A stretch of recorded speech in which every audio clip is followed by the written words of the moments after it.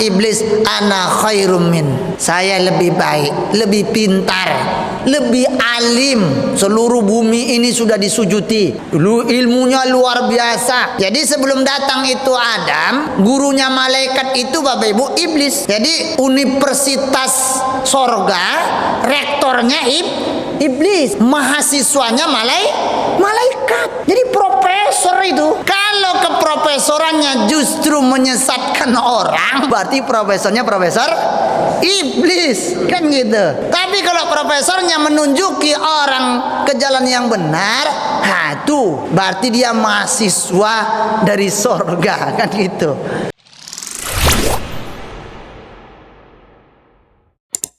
Kepada Allah kita bersyukur, kita ucapkan alhamdulillah. Allah masih memberikan nikmatnya kita ruku dan sujud. Bapak Ibu, tetaplah ruku dan sujud kendati pun tidak nikmat. Tetaplah solat kendati pun solat belum bisa mencegah kita dari berbuat dosa. Tapi jangan sampai dosa kita menghentikan kita untuk solat. Jangan sampai perbuatan maksiat kita menghentikan kita untuk rukuk dan sujud. Alhamdulillah, mudah-mudahan ibadah salat maghrib kita diterima oleh Allah. Segala kekurangannya dan ketidaksempurnaannya Allah yang maha sempurna kiranya menyempurnakannya. Amin ya rabbal. Salatullah salamullah ala nabil mustafa Muhammad bin Abdullah sallallahu alaihi wasallam. Kita bersalawat dan salam yang mana kecintaan kita, selawat dan salam mengantarkan kita menjadi wajah-wajah yang dikenal oleh Rasul, suara-suara yang dikenal oleh Rasul, sehingga nanti di akhirat kita layak dipandang dan dipanggil menjadi umat yang akan mendapat syafaat insya Allah. Amin ya rabbal alamin.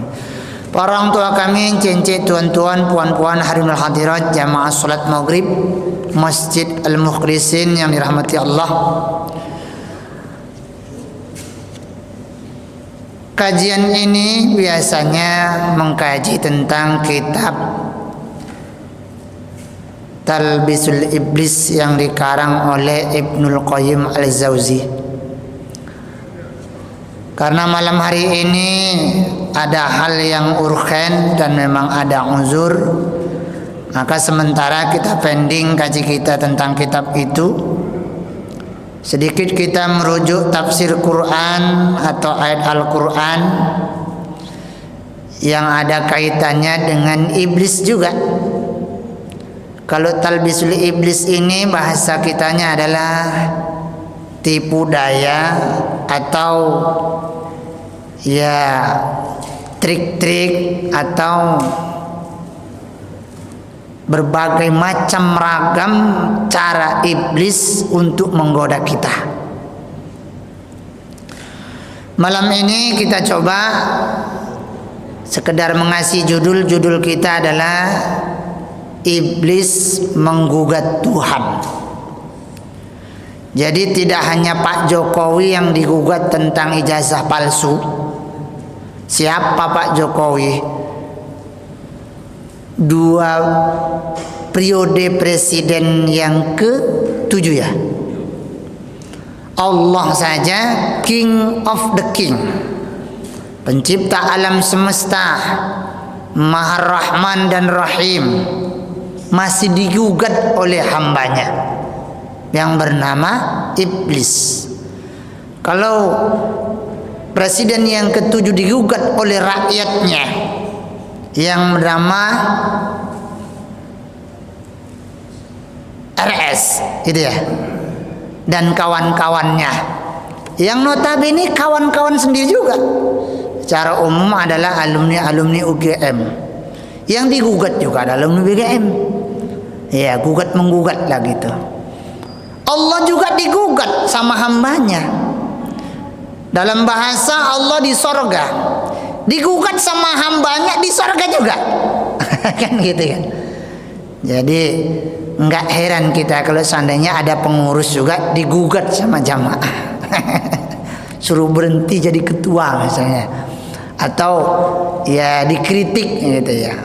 Ya gugatan ini bisa diterima bisa tidak.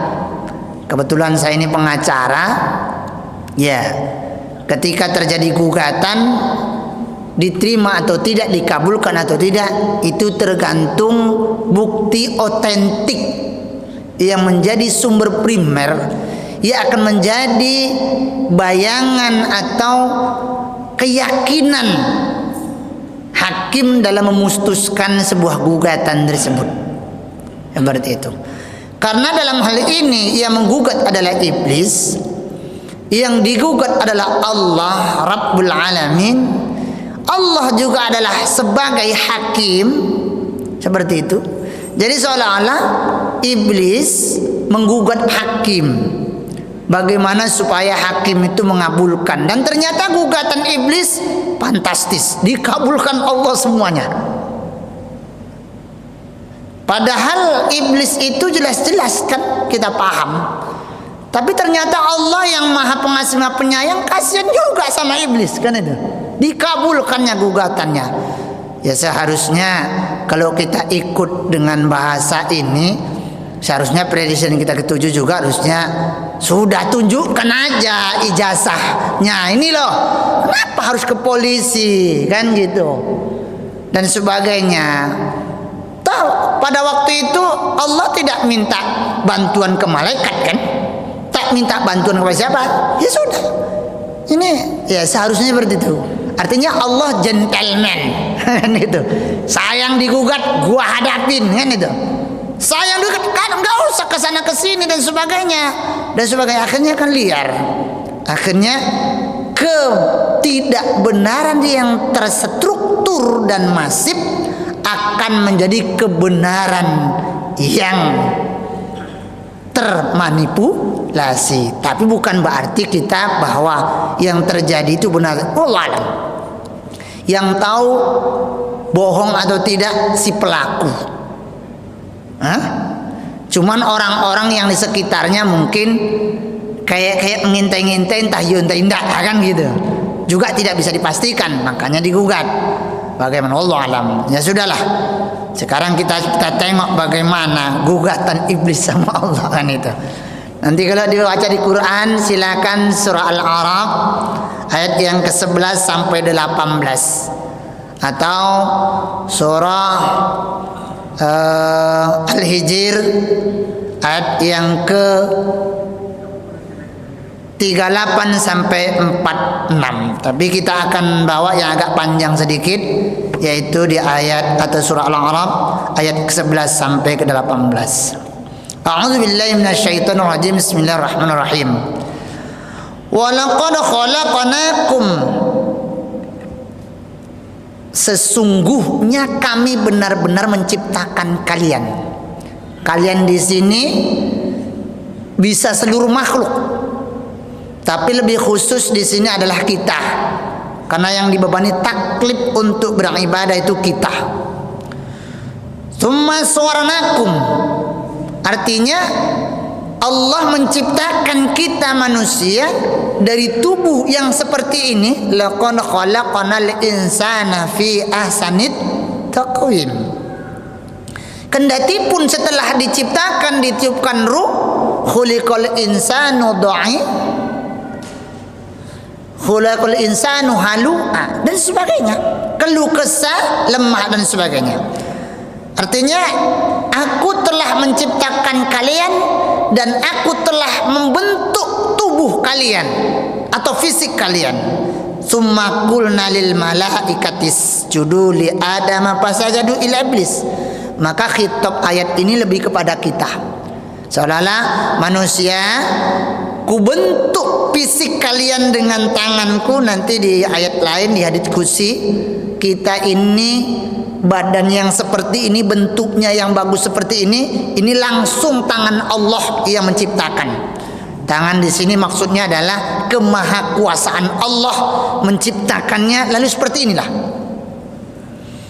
Setelah dibentuk, tercipta. Setelah tercipta, terwujud. Lalu ditiupkan ruh. Jadilah manusia.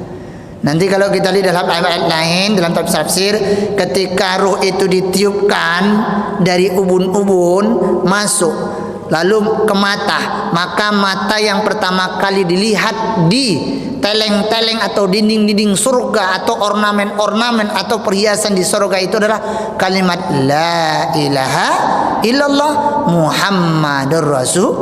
Dan berbagai macam riwayat, ada yang asyhadu an la ilaha illallah, ada yang seperti, ada yang bacaan Allah dan Muhammad, wallahu alam. Makanya identik kadang-kadang masjid itu dikasih bacaan Allah dan Muhammad, meniru ornamen di sorga. Jadi kalau ada orang mengatakan nggak boleh pula meletakkan kalimat Allah, ini nggak benar juga, ini nggak belajar tafsir kali ya, kan itu. Lalu ada juga yang meletakkan kalimat dua kalimat syahadat di sana. Ada yang meletakkan la ilaha illallah Muhammad Rasulullah. Nah, artinya kaligrafi yang menempel di masjid-masjid yang ada sekarang ini, yang selama ini kita lihat, itu meniru bagaimana di sorga. Dan kita lihat Masjidil Haram dan Masjid Nabawi juga penuh dengan kaligrafi. Tapi orang yang tamat dari sana nggak boleh sampai ke Indonesia, masjidnya dikasih kaligrafi, katanya nggak dibikin Nabi katanya. Ya sudah, nggak apa-apa lah kan itu. Mungkin biar irit saja, karena kaligrafi ini mahal ya kan Bang? Wih, mahal. Itu aja mungkin 50 juta lebih itu ini. Itu karena bikinnya sulit itu loh. Langit-langit itu. Masya Allah. Dan itu luar biasa itu. Kaligrafi biasa yang pakai busa itu aja 1 meter sekitar 1 juta atau 800-an, tergantung busanya lagi. Ada yang pakai akrilik dan sebagainya. Masya Allah. Begitu. Begitu sempurnalah Nabi Adam bergerak, menjadilah manusia, dalam artian adalah Abul Bashar, bapaknya manusia Adam. Lalu Allah katakan kepada para malaikat, karena memang dulu di sorga yang pertama kali diciptakan secara kemakhlukan secara umum adalah malaikat. Setelah malaikat baru bangsa jin. Ketika Allah menciptakan malaikat, karena dia senior, tentu gak ada masalah. Begitu diciptakanlah bangsa jin, ini malaikat isjudu ta'ziman wa ta'diban, memberi hormat tahniah, selamat datang wahai bangsa jin di sorga. Dulu namanya Ajazil. Dan dari bangsa jin ini yang paling pertama kali diciptakan adalah iblis. Dan iblis ini Bapak Ibu luar biasa, karena dia disanjung, ditazimin dan tidak dimin oleh malaikat, luar biasa, diberikan oleh Allah ilmu luar biasa.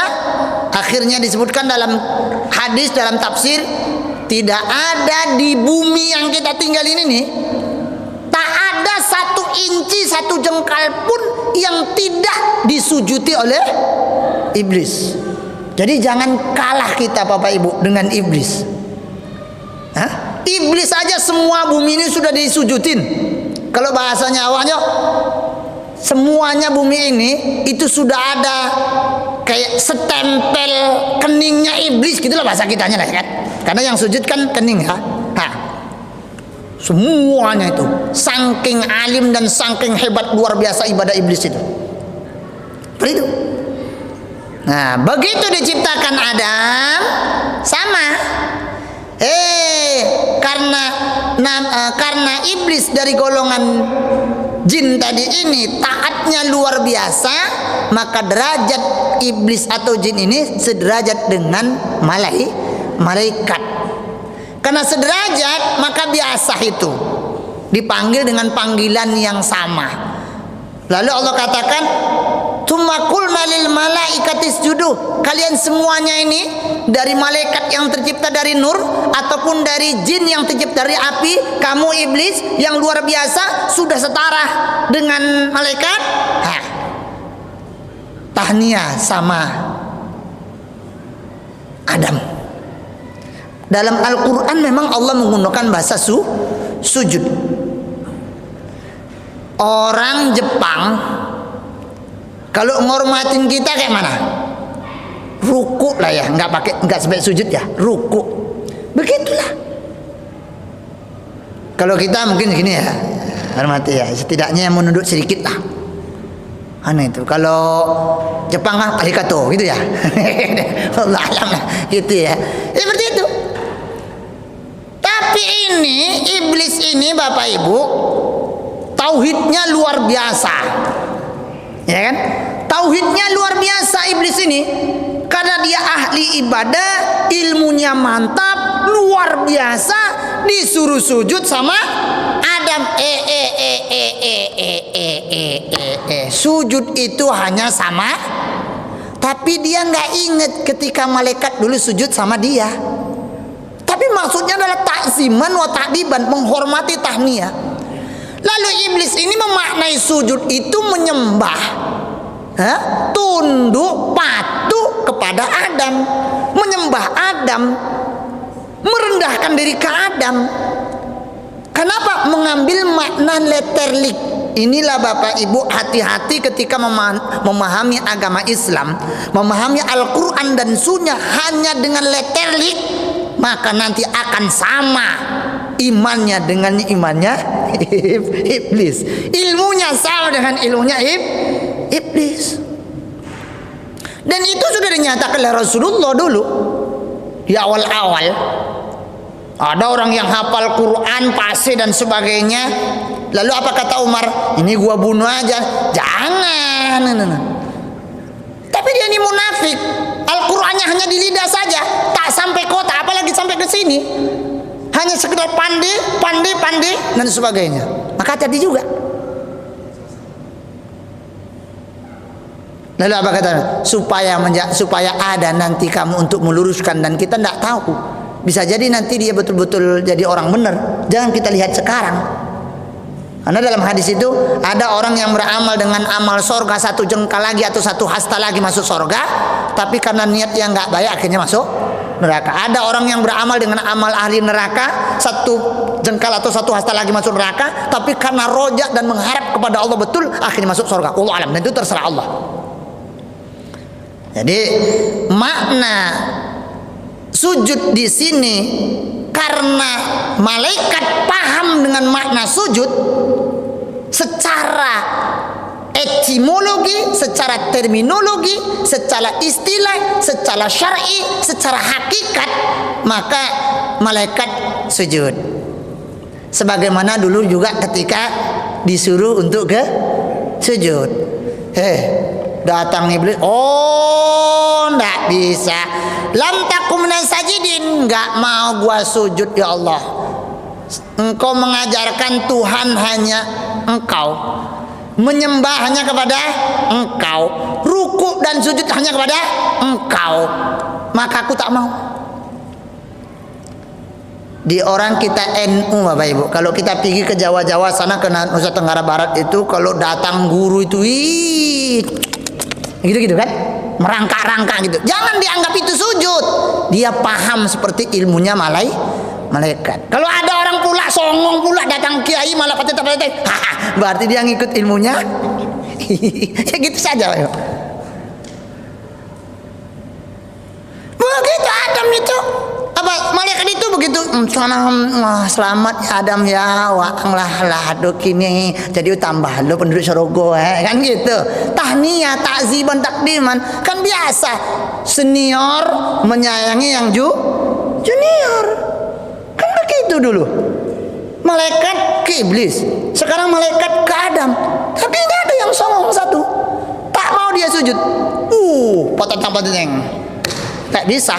Tauhid saya tinggi, saya punya ilmu ya Allah, tidak boleh saya sujud kecuali samamu, tidak boleh. Tapi dia nggak tahu juga bahwa yang nyuruh sendiri itu adalah inilah bongahnya iblis ini Bapak Ibu. Disuruh sujud, ngakunya ilmunya mantap, nggak boleh sujud sama Allah, nggak boleh sujud kecuali kepada Allah. Ini sujud sama dia, tapi dia nggak ingat bahwa yang nyuruh sujud itu siapa. Sesungguhnya ketika dia pun sujud kepada Adam, tunduk kepada Adam, menyembah Adam, karena itu diperintahkan oleh Allah, justru dia sujud menyembah Adam itu adalah sebagai bentuk menyembah Allah. Gitu Pak Ibu. Jadi ketika ada datang kiai, habaib, lalu kita takziman, merunduk, salim, pada dasarnya kita sedang takziman, takdiban kepada atas-atasnya para ulama sampai ke Rasulullah, naik ke atas sampai. Oh, begitulah Bapak Ibu. Jadi ilmu putih itu sering diidentikan dengan ilmu malaikat. Ilmu hitam diidentikan dengan ilmu iblis. Ilmu malaikat itu Bapak Ibu tabaco nanta sure jo nanta sire hakikat. Kalau ilmu iblis ko apa nan dicaliak senye itu je nyro. Hati-hati kau. Hati-hati dalam memahami Quran ini. Kalau kita ini tidak pandai, udah ikut ulama saja, ikut mayoritas ulama ini seperti apa, kita ikut situ saja. Kecuali dalam hal-hal tertentu nanti yang sifatnya darurat, itu wallah alam. Lalu ditanya, dirayu, qala ma mana'aka alla tasjuda iz amartuk. Wa angkum hanga ndak amma sujud kan den menyuruh mah. Kenapa kamu nggak mau sujud padahal ku suruh? Oh, baru pertama digugat. Apa gugatannya? Qala ana khairum minhu. Itu gugatan pertama. Saya ini lebih senior dari dia. Tapi dia nggak tahu juga dulu pada waktu malaikat sama dia. Inilah Bapak Ibu kadang-kadang kita ini. Waktu kita baru masuk dihormati orang. Begitu ada kawan masuk tak boleh, seolah-olah dialah penguasa itu. Nah, ini yang nggak benar. Apa tuh? Hujan. Kayaknya ini tergoyang sampai ke langit nih. Panas-panas di situ mungkin iblis itu kan turun hujan dulu biar agak sejuk kan gitu. Masya Allah. Kenapa kamu tak ikut sujud kan gitu? Padahal kan aku yang nyuruh. Ini harus inti Bapak Ibu.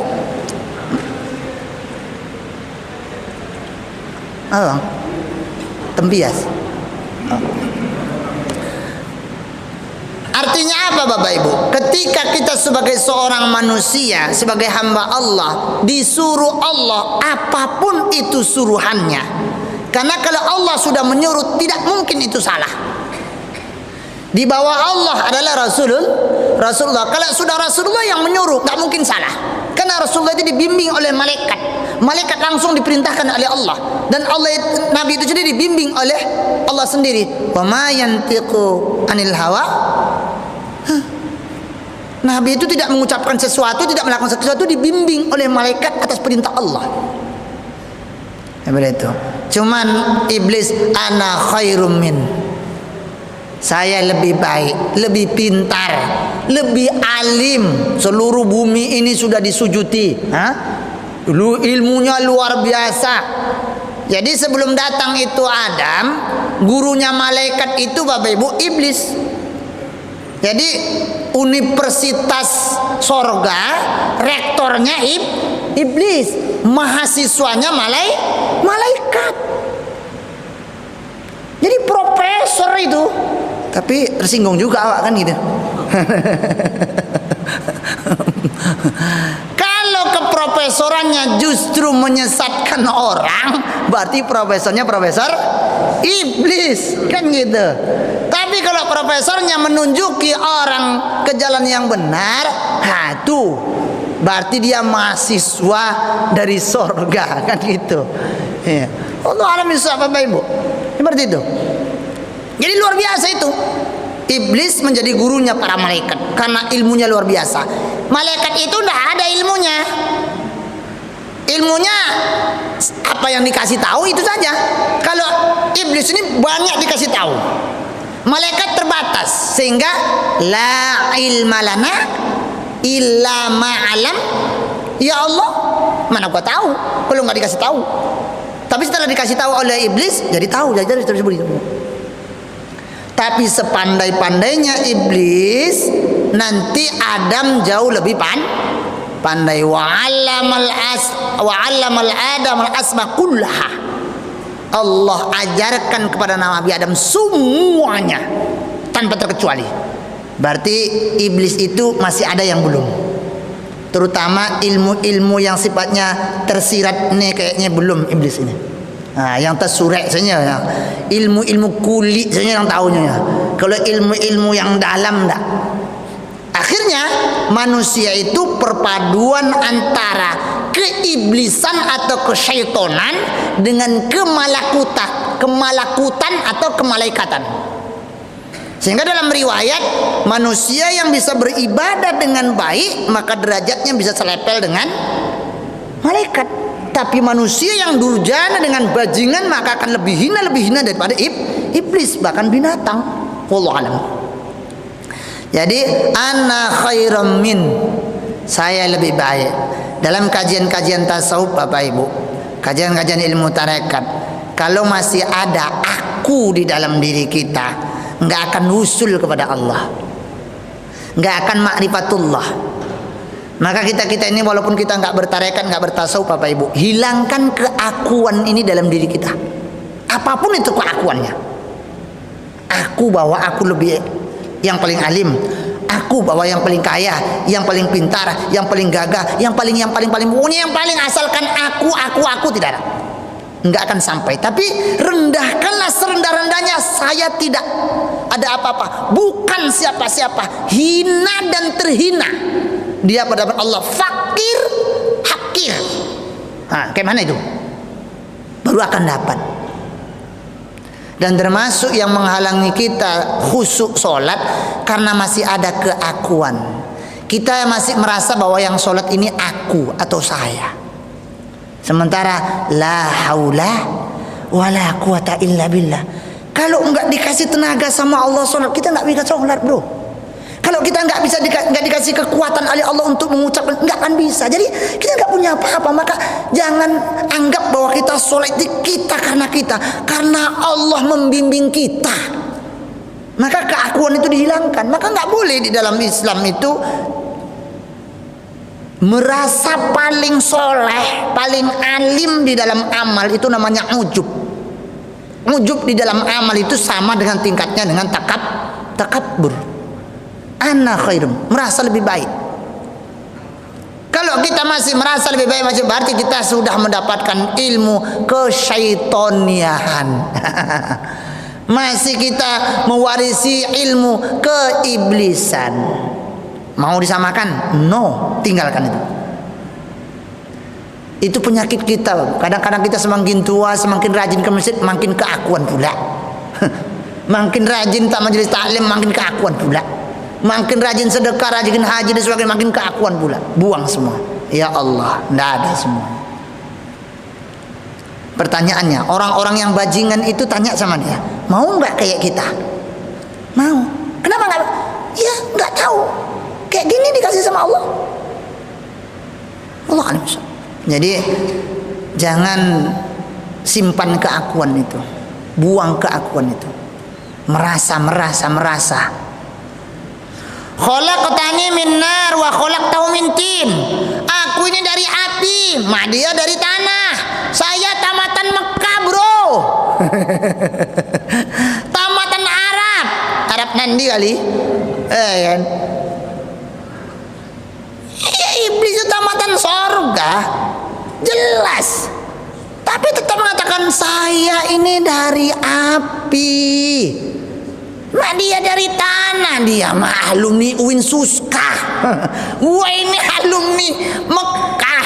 Tiap hari nyium Hajarul Aswad, tiap hari sholat di Raudhah, tiap hari ziarah. Saya itu Fir'aun itu satu toko kepalanya. Tanah Yaman itu udah saya pijak-pijak semuanya, nggak ada itu, semuanya Arab semuanya. Bukan kayak gitu. Ilmu itu ada di mana-mana, dan ini penyakitnya mereka itu. Walaupun satu sisi tertindasnya orang pribumi kan, awak nak menicang, awak alumni Sikonyo kan gitu, mainnya mau alumni Sinan kan gitu. Nggak bisa kita alumni sini. Ya walaupun bukan berarti mereka itu nggak hebat. Kalau saya ditanya secara pribadi, mana lebih hebatan mereka daripada ustadz? Saya ini secuilnya dari mereka. Seperti itu. Yang pasnya. Yang suka main bola tentu seimbanglah dengan awak. Gitu. Karena yang kesana juga ada yang juga main bola, ada yang nyari duit haji umroh aja kan gitu, pulang banyak duitnya. Allah alam.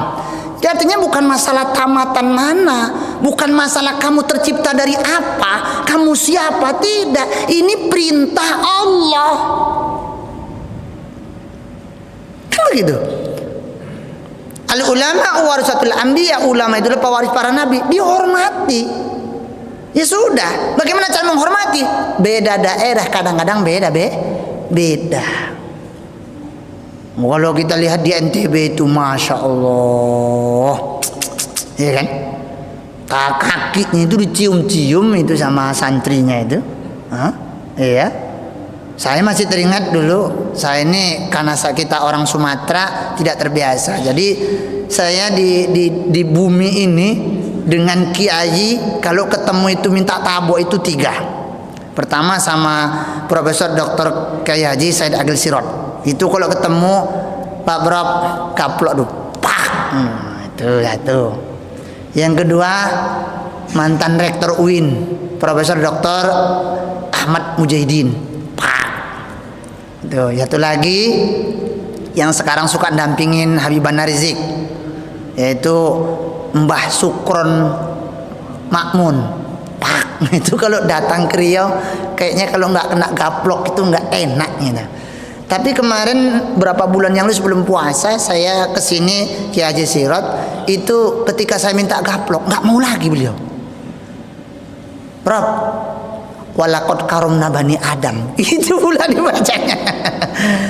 Sesungguhnya Allah telah memuliakan anak cucu Adam. Masa saya gaplok-gaplok, malu ustad kan gitu, malu kiai juga, cuman kiai kecil muda nggak mau, sampai donok-donok saya gini-giniin nggak mau gaplok. Jadi nyesel juga saya nggak dapat gaplokan beliau kemarin. Saya ambil dari bandara kan, saya jemput, lalu ke hotel, lalu ke acara, balik lagi, nggak satu pun dapat gaplokan. Selalu bilang walakot karomna bani Adam, masya Allah.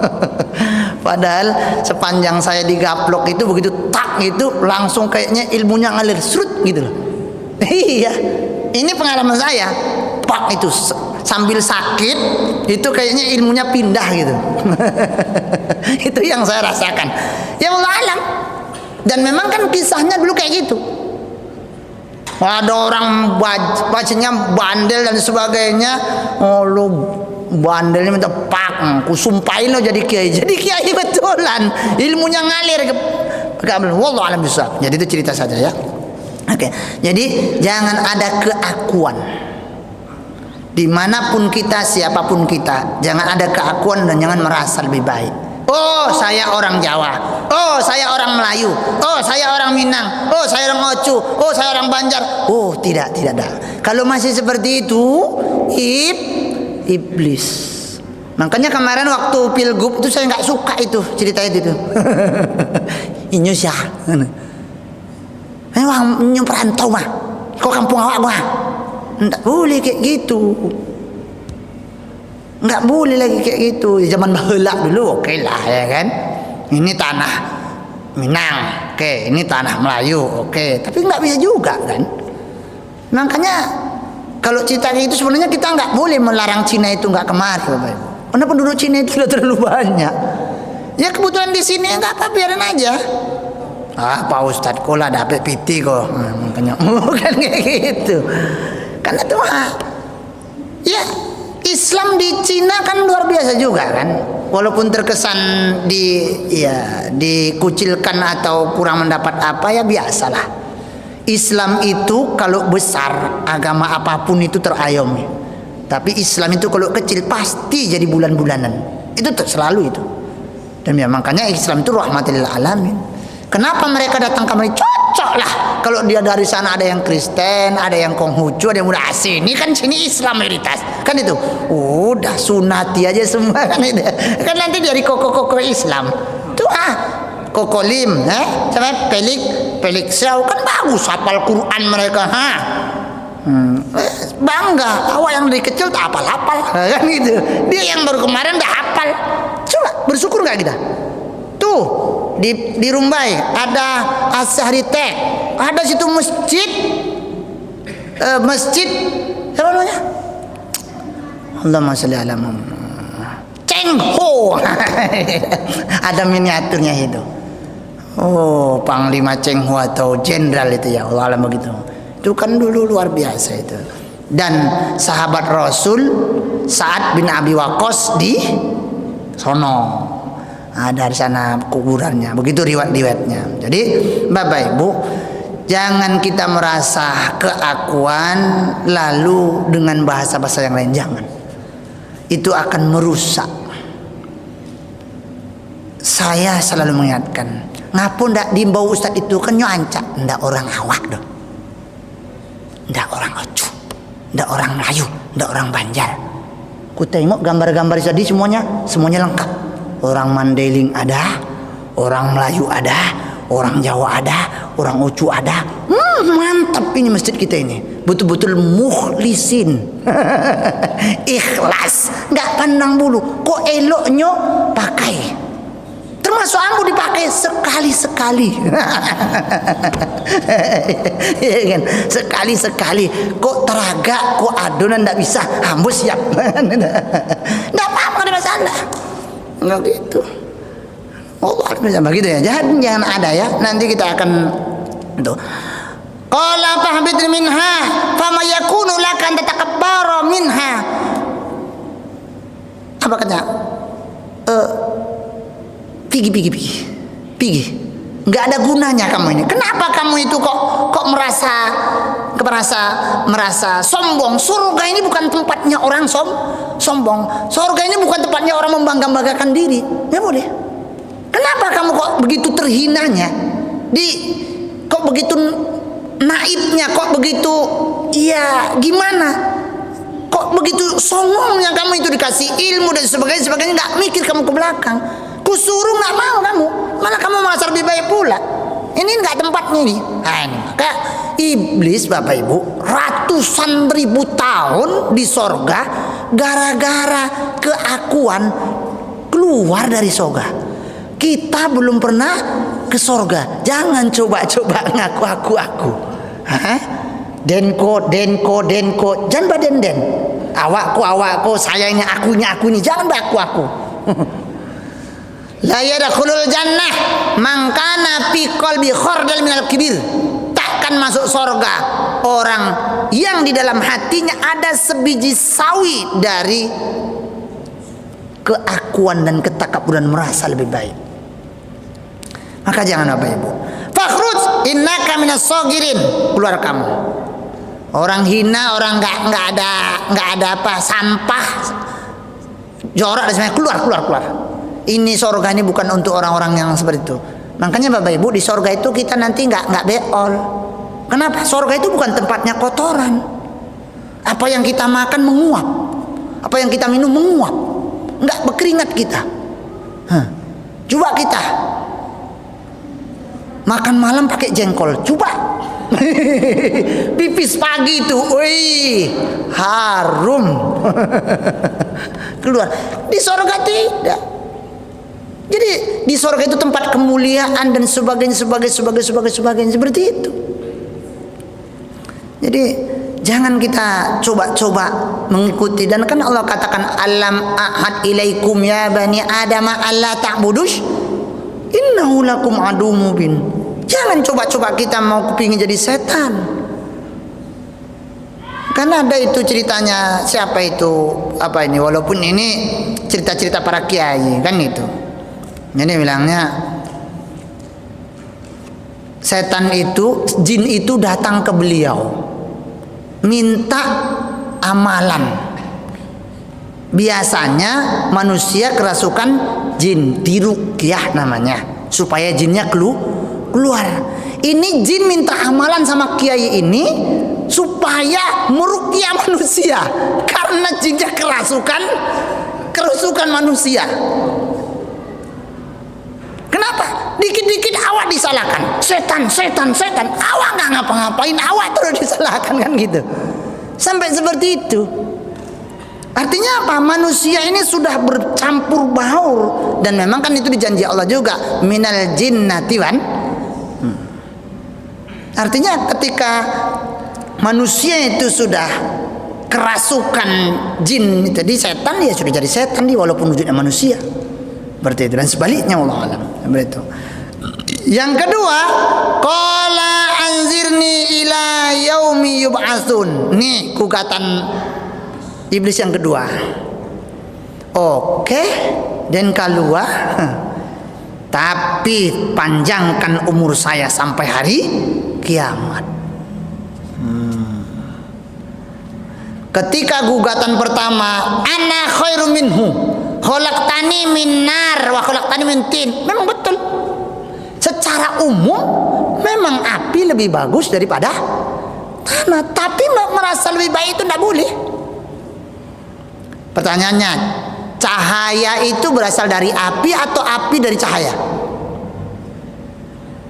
Nah, coba main logika. Hah? Malaikat terbuat dari cahaya, kan gitu.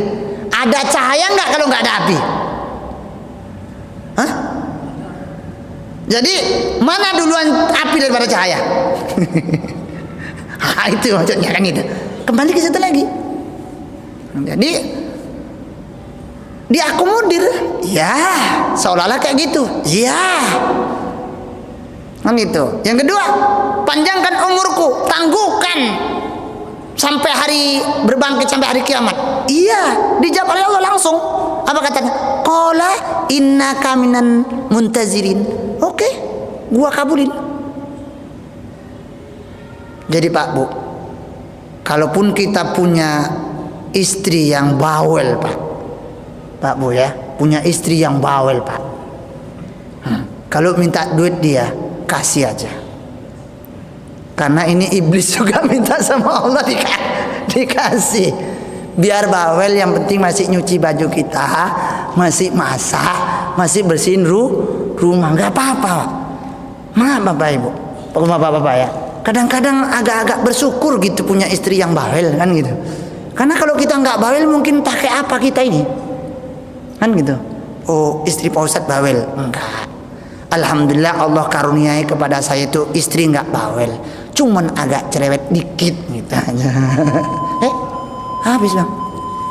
Aduh. Itu gugatan kedua ya. Dikabulkan oleh Allah. Qala fa bima aqwaitani. Ini lagi yang ketiga. Ya Allah, Engkau telah menggolongkan aku jadi orang sesat. La aqudanna lahum siratal mustaqim. Makanya kedua, izinkan aku untuk menggelincirkan anak Adam dari jalan-jalan yang benar. Oke, dikasih lagi. Coba, mana hebatan doanya iblis daripada doanya kita? Kita doa dari dulu minta mobil minta mobil Fortuner sampai sekarang nggak kabul. Iblis langsung, karena iblis itu mintanya di sorga. Makanya kalau kita mau minta dikabulkan, ini taman-taman sorga ini, raudhah taman sorga, majelis zikir, majelis ilmu, majelis Quran, taman sorga. Maka ketika duduk kayak gini sambil tidur memohon, ya Allah, ya Allah, boleh dizikirin Fortuner, Pajero. Ingat sama Allah, mulutnya Pajero. Harir, lain kluster. Kalau bapak-bapak, bini muda. Ibu nggak setuju itu, yakinlah. Wallah alam. Nauzubillah, itu sekedar gurauan ya. Tsumma la'atiyannakum min baini aydihim wa min khalfihim wa an aymanihim wa an shimalihim. Nih, setelah diizinkan oleh Allah untuk menggoda kita, maka Allah izinkan iblis itu untuk menggoda kita dari segala penjuru, dari atas, dari bawah, dari kanan, dari kiri, semuanya. Bahkan kata Rasul, jin atau setan atau iblis itu masuk, atau ya setan yang itu masuk ke dalam diri kita itu melalui lubang pori-pori, langsung ikut mengalir sebagaimana aliran darah. Begitulah cara mereka itu menggelincirkan kita dan menyesatkan kita, itu luar biasa itu. Lalu kalau kita begitu, apa saja? Wala tajidu aktsarukum syakirin. Kalau kami sudah menggoda mereka, ini apa? Sumpahnya iblis. Pokoknya mereka itu bakalan akan kurang ajar denganmu ya Allah. Tapi langsung digep sama Allah. Apa? Qala urus minha mazmum mahura. Oh, kurang ajar. Dikasih hati minta jantung. Akhirnya diusir. Wala